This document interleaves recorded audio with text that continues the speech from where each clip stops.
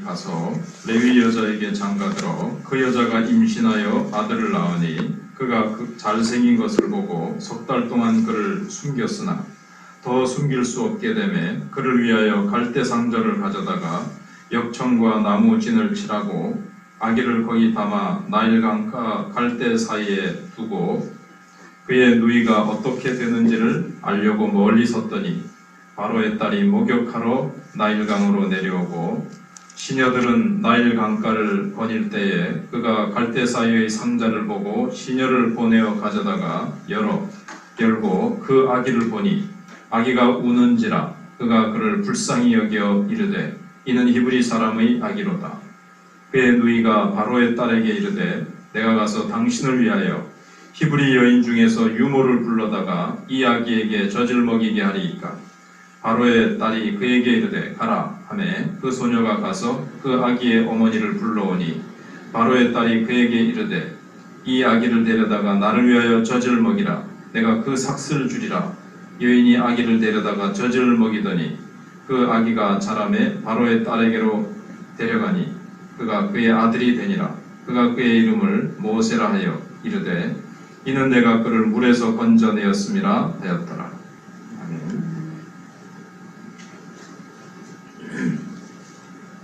1장 뒷부분에 어제 말씀을 드렸습니다마는 바로가 인종 청소를 하기 위해서 이스라엘 백성들을 아주 처음에 핍박하고 괴롭히고 무거운 짐을 두었습니다. 바로는 이스라엘 백성들을 없애기 위해서 진작 노력을 했지만 핍박을 받으면 받을수록 그들은 더 번성해 갔습니다. 이게 이제 하나님 백성의 어떤 원리라 그럴까요? 하나님 나라에서 하나님이 일하시는 원리를 우리는 성경에서 이것뿐만 아니라 핍박을 받을수록 하나님의 백성이 이상하게 핍박을 받을 때 더 번성해요. 특별히 바로가 핍박하는 방법을 쓰면 이게 분명히 인간적으로 이성적으로 과학적으로는 이게 감소가 되고 어려움을 겪으면서 길을 못 피고 이게 번성이 안 돼야 되는데 핍박을 하는 그 방법을 통해서 하나님은 자기 백성들을 이렇게 늘려가시고 번성케 하시는 것들을 우리가 보게 됩니다.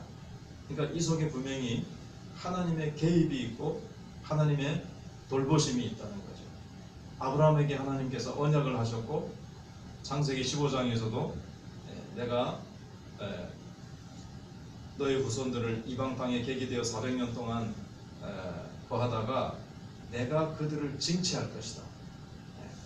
그런 후에 나오게 될 것이고 하나님께서 주시는 이 가나안 땅으로 다시 돌아오게 할 것이다 라는 말씀이 있었어요. 그 말씀이 없었다면 왜 이스라엘 백성들이 왜 이렇게 고난을 당할까? 하나님의 백성들이 왜 이렇게 고난을 당하고 고난을 당하는데 하나님은 왜 이렇게 내버려 두실까? 하는데 사실은 하나님의 계획대로 착착 진행이 되고 있었던 겁니다. 그러니까 아무 문제가 없었던 거예요.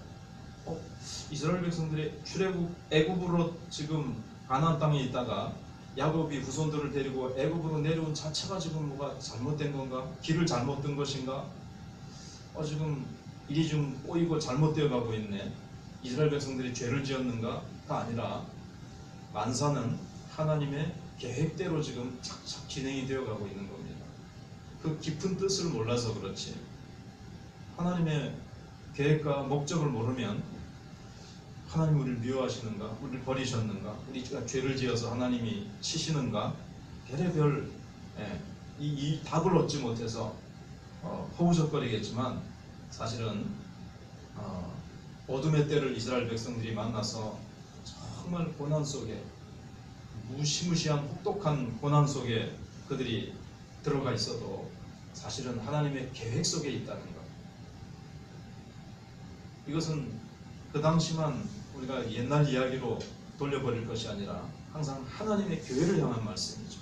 우리도 우리의 현실 속에서 이해하지 못하는 어려움 속에 들어갑니다. 지금도 왜 코로나가 왔는지, 왜 코로나 때문에 우리가 이렇게 잘 모이지 못하고 하나님의 백성들이 막 어려움을 겪어야 되는지 우리는 잘 이해하지 못해서 때로는 당장 답을 못 찾습니다.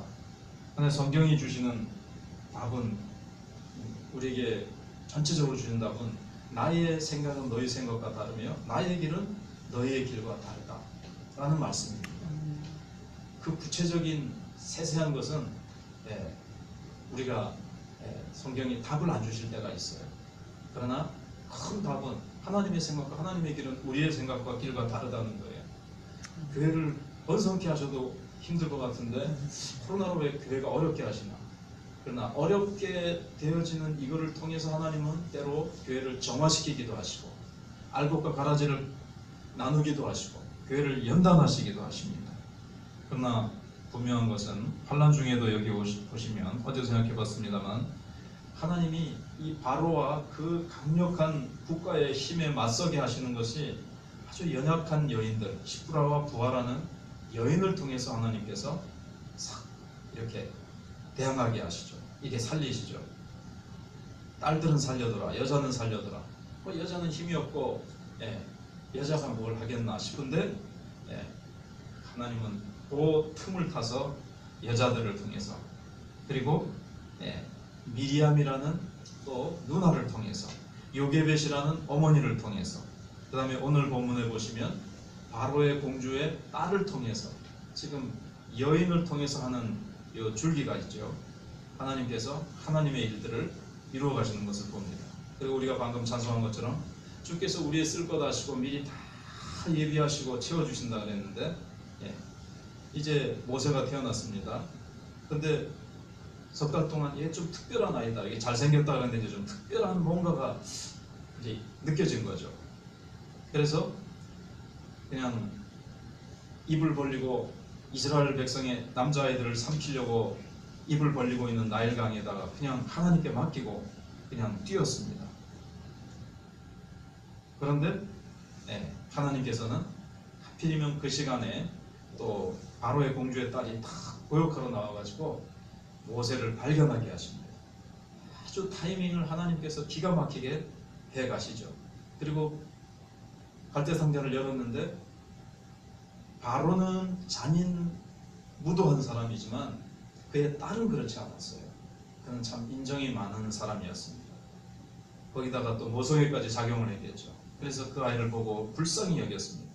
근데 미리암이 딱 따라가고 있다가 그 바로 공주의 딸의 표정을 보고 그 마음을 탁 읽고는 친어머니를 탁 끌어들입니다. 이 젖을 먹일 사람을 구해올까요? 아, 그래, 구해오너라. 하나님께서 탁탁탁탁 맞게. 그래서 모세의 친어머니의 젖을 먹으면서 이제 자라가게 됩니다. 이런 걸 상상해 볼 수가 있죠.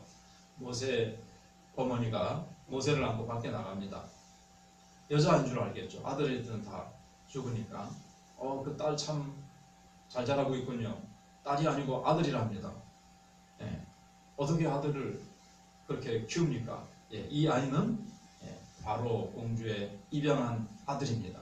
그래서 떳떳하게 탁 키워서 아들을 죽이려고 했던 그 중심부, 이스라엘 백성들을 인종 청소를 하려고 했던 그 왕실에서 하나님은 키우시죠. 이게 하나님의 놀라운 지혜와 권능입니다. 그런데 하나님은 어제도 말씀드린 대로 이거는 모세는 다 그런 것은 아니겠지만 모세를 하나의 본보기로 하고 하나님의 자녀들을 이렇게 아들을 죽이라고 했는데 하나님께서는 곳곳마다, 하나님은 1장은 이스라엘 백성들 나라 전체를 하나님이 어떻게 보호하시는가, 2장은 하나님께서 그 가운데서 개인을 어떻게 보호하시고 개입하시고 놀라운 섭리로, 하나님의 놀라운 지혜로 개입하셔서 자기 백성들을 보호하시는가를 보여주고 계십니다. 마찬가지로 코로나나 우리가 이 땅 위에서 하나님의 백성들이 개인 당하는 어려움 속에서도 하나님은 개인을 보호하십니다. 다 미리 예비하시고 사람이 필요할 때는 사람을, 또 마음을 감동하시고 필요한 물질을, 필요한 것들을 하나님께서 순간순간 이렇게 놀랍게 공급하시고 미리 여호와 이레 아브라함에게 수양을 준비하셨던 하나님께서 모세에게는 바로의 공주의 딸을 준비하시고 또 미리암을 통해서 다 이렇게 하나님께서 모든 것들을 그 시간, 타이밍까지 사람을 또 붙이시고 하나님의 놀라운 일들을 은밀하게 뒤에서 하나님께서는 다 역사하시는 것을 보게 되어집니다. 지금도 하나님께서는 어려운 한국교회를 우리 성도들 다 비대면 속에서 우리가 보지 못하지만 각자를 하나님께서는 보호하시고 채우시고 함께 하실 것입니다. 지금은 교회를 왜 하나님이 이렇게 어렵게 하시는가 싶어도 어렵게 되어지는 이 상황을 통해서 하나님은 또 교회를 강하게 연단하시고 정화시키시고 하나님은 하나님의 할 일들을 우리의 눈에 보이지 않지만 행하고 계실 것입니다. 우리는 그것을 믿고 우리는 더욱더욱 모세의 어머니와 같이 또 미리암과 같이 우리가 할 일을 하나님 앞에서 신뢰하면서 아름답게 감당하여 하나님의 나라를 아름답게 이루어가는 우리가 되어야 되겠습니다.